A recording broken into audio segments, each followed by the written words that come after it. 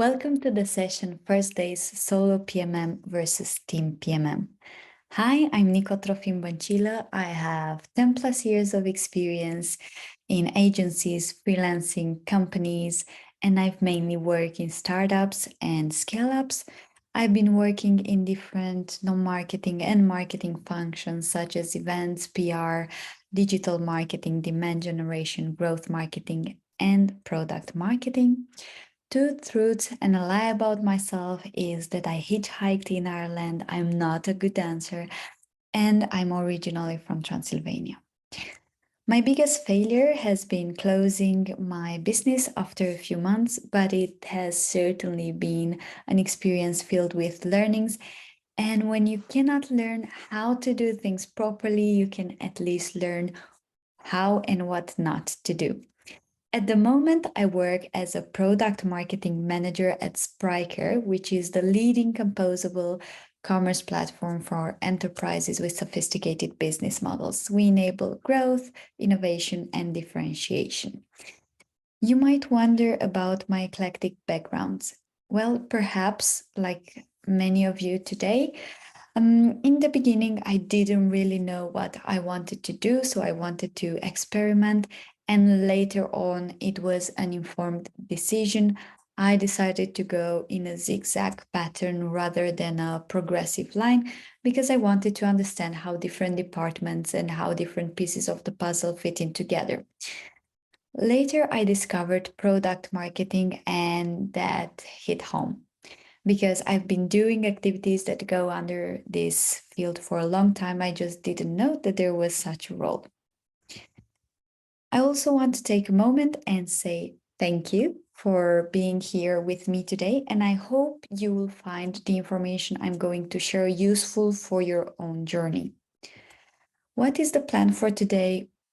I would like to take you through what is the right path for you, what are the benefits of being a solo PMM versus a team PMM, how you can structure your first days, what can you do if you want to become a product marketing manager in your current organization, what is one action you shouldn't stop doing, and what is it that you want, and of course, if you want, let's connect at the end. So without further ado, what is the right path for you? And by that I mean, what is the right path for you right now? Take a moment and have a look at this overly simplified guide. The red arrows mean no, the green arrows mean yes. There is no wrong path, so just take a moment and follow the arrows until you reach one of the bottom results. I'm gonna give you a moment now.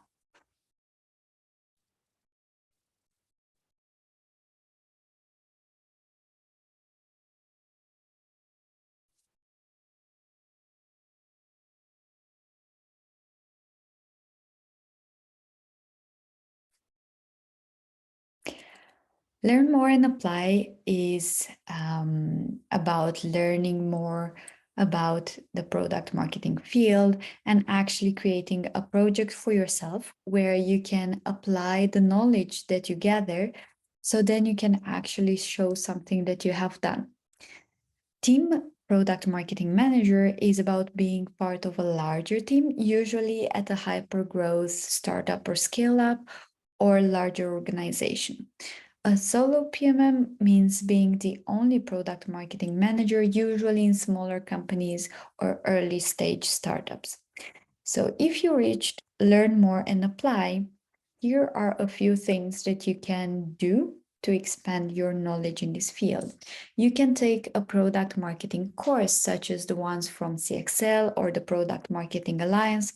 And also there are a lot of other function-specific courses out there from experts on messaging, competitive intelligence, and much more. I would also suggest consuming product marketing related content to get familiar with the attributions, the challenge, the trends, the lingo, the insights. And the way you can do this is by subscribing to newsletters, by reading articles, books, listening to podcasts, or just reading LinkedIn posts. You can also join communities focused on product marketing, such as Sharebird or Product Marketing Alliance's Slack channel. You can connect with and interact and follow other product marketers or product marketing experts and learn from their experiences. There are a lot of great product marketing experts and competitive intelligence experts on Sharebird, on LinkedIn, on dedicated Slack communities. A few names, Andy McCotter, Jason Oakley, Ryan Paul Gibson, Phil Agnew. And you can also follow and learn from people who are not necessarily in the product marketing space, but you can extrapolate the skills and what they're talking about and implement it into the product marketing role. And such people are Diane Weirdu, Andre Albuquerque, and Emilia Korczynska, and a lot of others. You can ping me later. Join mastermind meetings where you can learn about product marketers' challenges, and also you can share your own challenges and questions and get answers to them. Product Marketing Alliance has such a monthly meeting. Do a product marketing related project. And by that, I mean, first do a self-assessment of your product marketing knowledge, and when you discover a gap, do the research around the topic and then come up with a project. It can even be a mock-up project where you can use and apply what you have learned.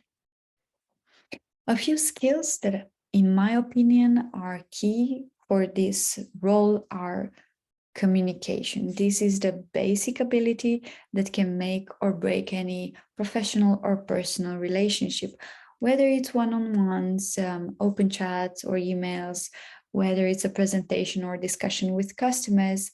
This one is fundamental.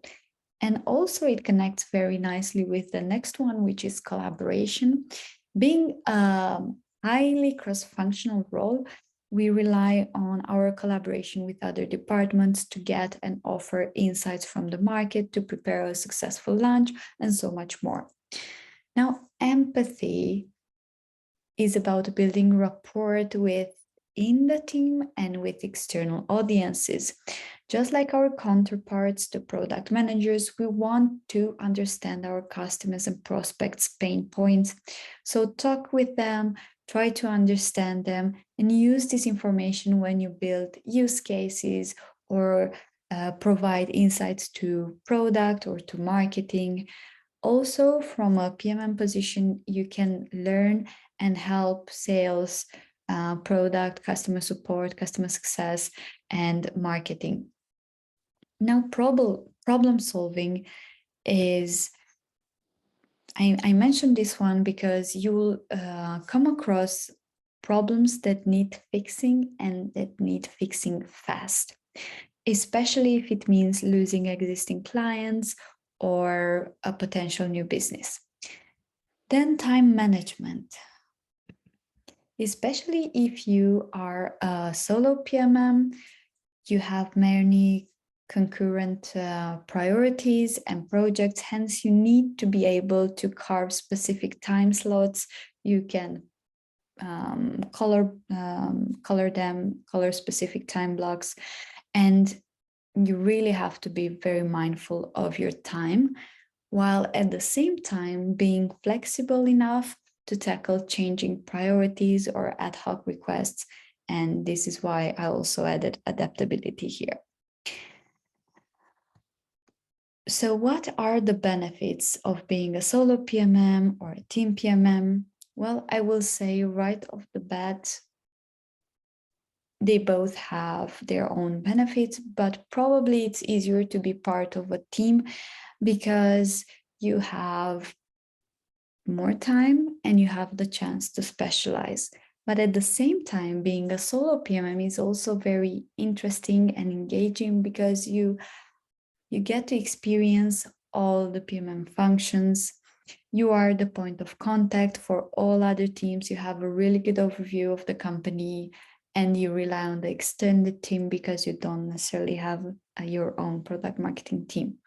On the other hand, if you are part of a team, you specialize on a specific area and product, you become the point of contact for other team specific members, you have an overview of a specific area or product, and you rely both on your own and on the extended team. You might have heard about the 30, 60, and 90 days approach. Well, I suggest to divide these in 3 areas: assess, impress, and progress.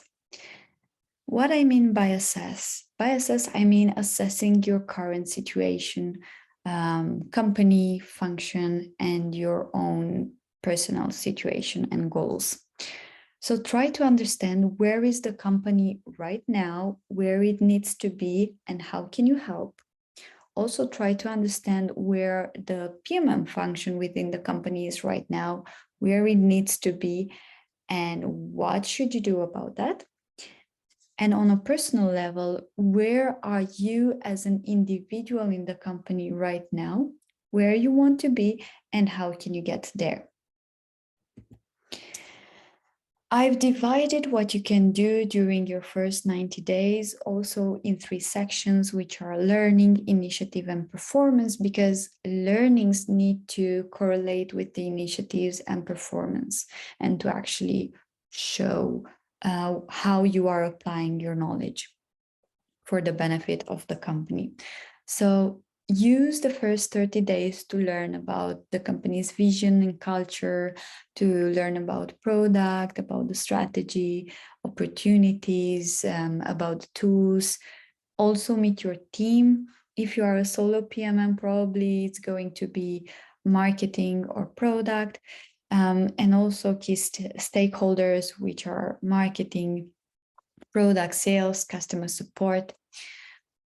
Audit existing resources. If you're part of a team PMM, maybe someone already did this, and then for you it's easier to know where to find everything. Start product training, go through sales training as well, and complete the onboarding tasks and create your own if none is available based on the above sections. Everybody talks about tackling a low-hanging fruit, but what does it mean exactly? So let's divide this into 3 sections. What? Uncover and understand what is the business vision and what are your colleagues' needs. How? Help them solve their pain, whether it relates to gaining more social proof from customers, competitive intelligence, creating cheat sheets for partners, creating a pillar landing page per use case, you name it, you will find it. And also who? Don't be scared to ask for input for the initiatives and deliverables that you have to deliver, whether it's from within or outside the company, the intel that you need. Now, research, what you can do in the next 30 days is to research the industry and the competitors to get a better understanding of the existing data. Join discovery calls. If you're part of a team PMM, you can also, you probably have more time to also listen to customer support calls and liaise with CSM.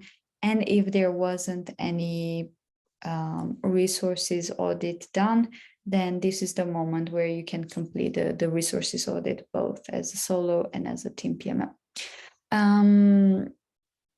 So here is about delivering the low-hanging fruits.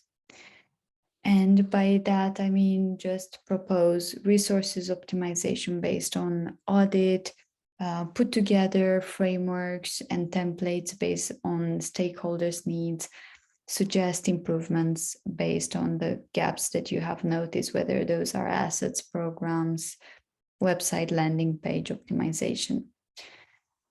Now that you are a couple of months in and you already have a clearer understanding of what has been happening within the company, what are the priorities, where are the gaps, you can already start working on more impactful and sometimes larger initiatives. Therefore, during this last part of the, say, onboarding is continue product, market, and customer research. Go full execution based on priorities and uncovered gaps. Use the 80-20 rule if you are a solo PMM to focus on the initiatives on the most productive initiatives from the PMM functions. If you are a team PMM, use this 80-20 rule to focus on the most productive initiatives in your focus area. Also, this is the time to develop narratives, assets, programs, templates, frameworks where needed. And also for yourself to start using templates, frameworks, and automations. If you are a solo PMM, of course, you will use this for the different functions, whether it's positioning, customers interviews, win-loss analysis. And if you are a team PMM, you will use these automations and templates for your own focus area. What happens if you want to move into PMM within your current organization? Well, you have two situations, one in which there is a PMM function and one in which there is no PMM function. Approach your PMM colleague and interview them and ask them for tips and for resources, offer to help and ask to join in product marketing related initiatives. Remember slide 7, ideas to keep improving. So again, go through courses, go through community-based learning, just find whatever helps you gain more knowledge in this field, what works best for you, because we all have different learning styles. And start the conversation about moving into this field within the company. So once there will be an opening, you will be their first option. On the other side, if there is not a PMM function within your company, be realistic about the gaps in your knowledge, reach out to HR, people and culture, and CEO, and check if there is a plan for such a hire. If so, ask for the job description. Take the time to highlight which of your skills are transferable to this position and why you would be a good fit. For example, you can talk about the fact that you are already very much aware of the company, you know the product inside out, you have skills A, B, C, which are key in this position, and you have already delivered within your current role. And also do internal and external research, knowing the company needs and gaps and researching what a product marketer does and which activities you would focus in your role in this company helps you not only create your ideal job, a job that you would love doing, but also it will help you determine the financial impact and how this role ties into the business needs and vision. And last thing, but not least, practice your pitch. Try to structure it and think about it as a business case. So explain the current situation, highlight how product marketing is currently being done within the company. Probably there are a few activities here and there scattered among departments, but with not a real or a big impact. What are the problems to be solved? How would this new role solve the gaps you noticed? Proposal. Why would this role be valuable for the company and not just because you're passionate about it? And what is your salary expectation if you're thinking about also changing your salary? And what would happen if such a role wouldn't exist in the company? Here you can tackle lack of proper positioning and messaging, maybe lack of competitive intelligence or sales enablement assets, again, based on your company's situation. Through your research, you will find out exactly what is it that is lacking. And then who would benefit from having this role and from you being the one filling it. And here you can talk about how different internal stakeholders, such as marketing, product leadership, and external stakeholders, such as customers and partners, would benefit, and be specific. Now, this is the one action you can never do enough of. So always ask questions. Ask questions to your colleagues, to your managers, but also ask questions to your customers and prospects, and in the market in generally, and your PMM peers. So try to understand what are the critical projects right now, what is working, what is not working, how you can help from a product marketing position. In terms of feedback, any questions that you might have regarding the business or regarding the product, do ask it so you can get a better understanding. Also ask for feedback on what you are doing, because this ensures that managers and stakeholders have visibility on what and how you are doing things. And it makes the next point easier, which is career path. Make sure to discuss this if you haven't already done this in your interview. So open the conversation with your manager about your career progression. Then when it comes to clients, try to understand what they like, what they don't like, what is the value that they see in working with this company. Also do win-loss interviews with prospects to understand their buying process, their business drivers, how do they see your solution, who are the competitors that you are going against in deals, and research the market and try to understand the space through reading articles, listening to interviews, reading analyst reports, listening to podcasts. To make it easier for you, you can also set up Google Alerts, unless you have access to competitive intelligence tool. Also, if you don't know how to go about a specific initiative or project, reach out to your product marketing peers, which you can find in Slack communities or on LinkedIn or on Sharebird. In my opinion, the first days as a PMM, if you are anything like me, you probably have questions on what you will tackle, how will you get along with the key stakeholders, what is the best way to go about this, how can you make the most impact for the company. And this is perfectly fine.